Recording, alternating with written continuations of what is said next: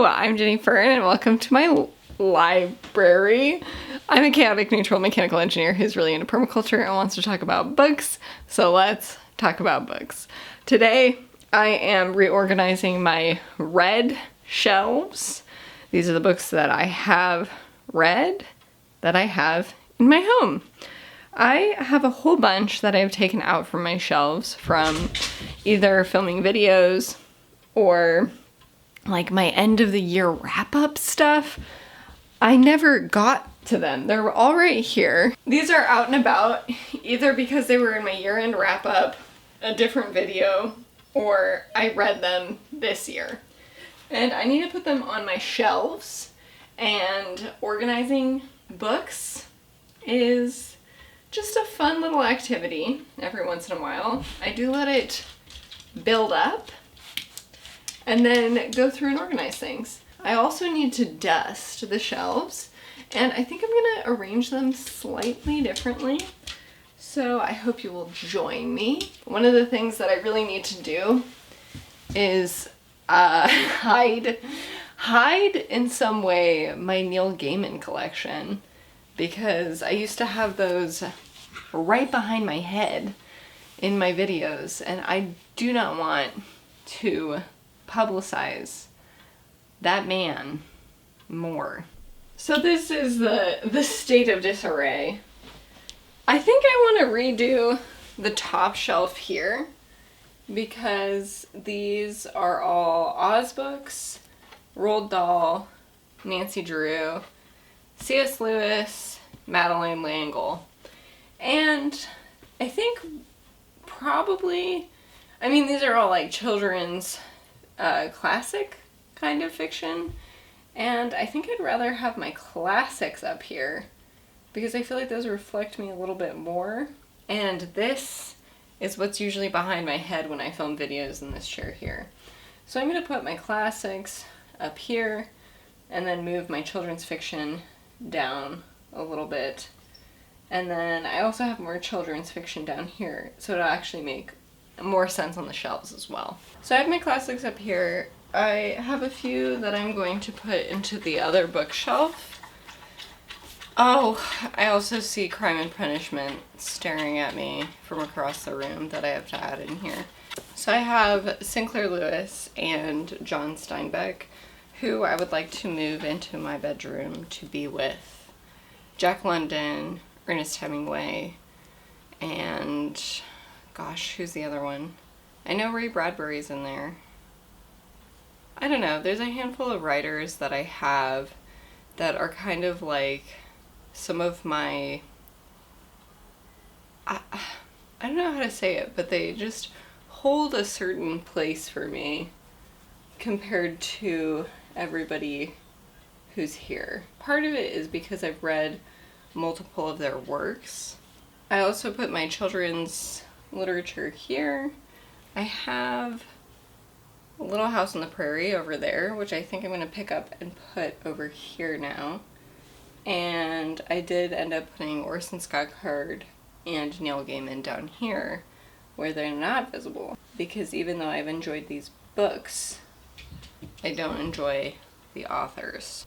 So here is our current status. I have addressed this shelf and this shelf. And now I have the general fiction here to go through. And I'd say most of this is general fiction. There are some things that I have to slot into the appropriate spot. But I have been organizing this. Also, I guess it's not even general fiction because there's nonfiction in here as well. Oh, I might pull out nonfiction and fiction into two separate things and then just not have it organized. Oh, I had it organized by date, but that's so hard to deal with. So maybe last name. Maybe I don't separate fiction and nonfiction, I just do it by last name. Hello. So I'm now in my bedroom and I still have to organize these shelves. It's been, I think, a little over a week or maybe less than a week. I don't know. But I have all of these books to put in here And I have a new section that I need to start of John Steinbeck. So I don't know what big changes I'm gonna make, but I might make some changes.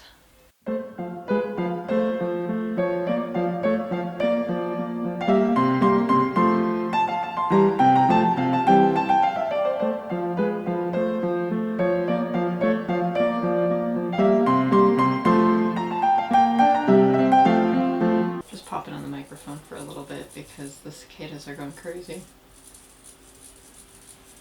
Okay, so I have not done much up here. I did put back in a couple books that I had out. And then here I added John Steinbeck and Sinclair Lewis. So this I started to kind of have be like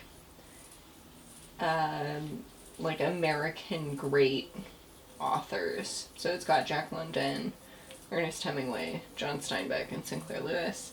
And then we start going into physics with Carlo Rovelli, and math, we have Sphereland, Flatland, and Einstein's Dreams. Then here we have kind of like permaculture-y books. The Symbiotic Planet I feel like doesn't exactly fit with, well, these are kind of loosely permaculture books, I suppose. And then these are all social commentary kinds of books, in my opinion. And then these four are prisons, which fit pretty well with social commentary. I used to have these down here, but I moved my Ray Bradbury from up here to down here, which I think works pretty well, because a lot of this is also science fiction. So I have Kurt Vonnegut, Ray Bradbury, Jules Verne, Ursula K. Le Guin, H.G. Wells, Philip K. Dick, Stanislaw Lem, and Douglas Adams over there. And then the three authors that are just like favorites that don't really fit into that sci-fi genre are Kazuo Ishiguro and Karen Russell and John Darnielle. Most of this is middle grade. We have the Giver books, the His Dark Materials books. We have Anne of Green Gables, Frances Hodgson Burnett books, middle grades, and then here we have ocean books, and here we have books on writing. So that's, oh wait, and then over here I have Star Trek Voyager and The X-Files. So now that is my organized books. The task is done at this point. I don't have anything else to do. I don't know if it looks like anything has happened, but in my world, a lot has happened because I've been cleaning in general. Telltale sign is I'm wearing a choker now. I had a box. No, it wasn't even a box. It was like a weird cloth bag full of knickknacks.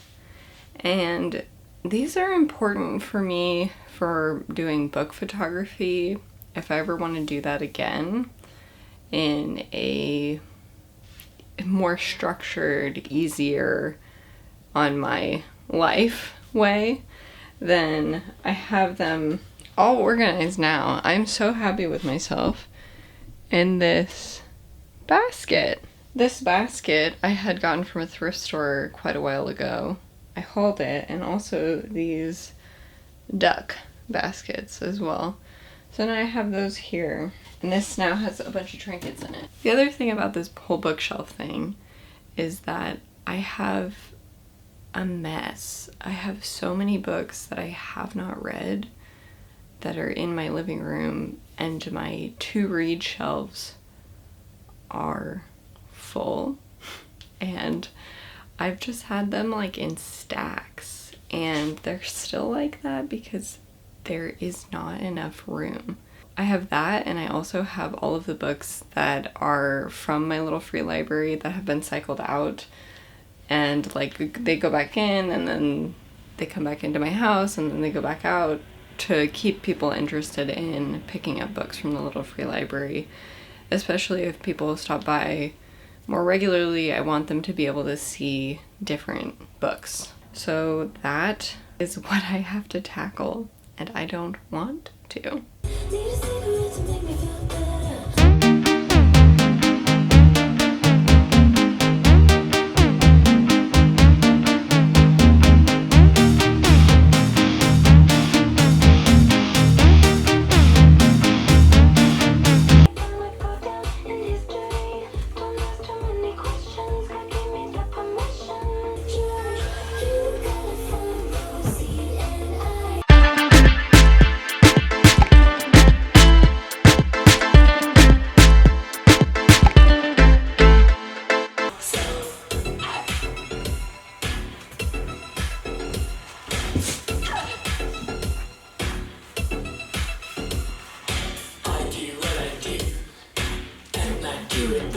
Hello!